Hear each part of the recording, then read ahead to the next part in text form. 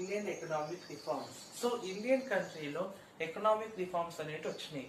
But best economic reforms 1991 లో వచ్చినాయి. So father of Indian economic reforms అని ఎవరిని అంటాం? That is P V Narasimha Rao.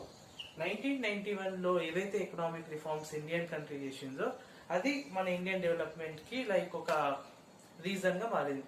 So ఆ యొక్క ఎకనామిక్ రిఫార్మ్స్ తీసుకొచ్చింది PV Narasimha Rao. So Indian economic reforms father అని పివి నరసింహారావు అని అంటాం.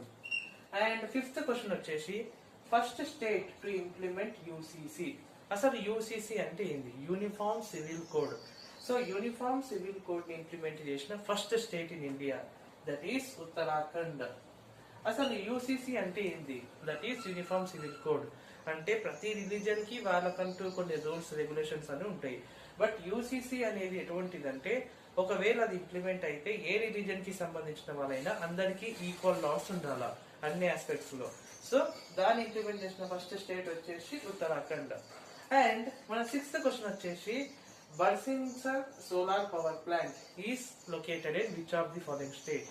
So Barsingsar solar power plant అనేది ఏ స్టేట్ లో దీన్ని లొకేట్ అయ్యింది? That is Rajasthan. రీసెంట్ గా రాజస్థాన్ లో బర్సింగ్సర్ సోలార్ పవర్ ప్లాంట్ అనే దాన్ని లాంచ్ చేసిండ్రు.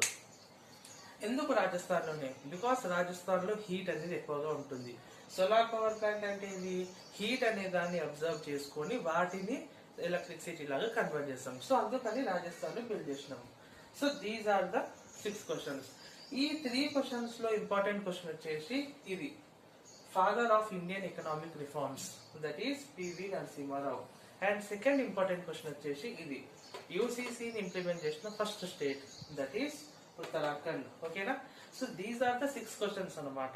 ఖచ్చితంగా ఈ క్వశ్చన్స్ లో నుంచి మీకు ప్రతి ఎగ్జామ్ లోను కరెంట్ అఫైర్స్ అనేది ఖచ్చితంగా వస్తుంది. So please follow our channel and subscribe our channel. Okay, updated version మేము ఇస్తాం అనమాట. సో అప్డేటెడ్ కరెంట్ అఫైర్స్ కి మా యొక్క ఛానల్ ని సబ్స్క్రైబ్ చేయండి. ఓకేనా?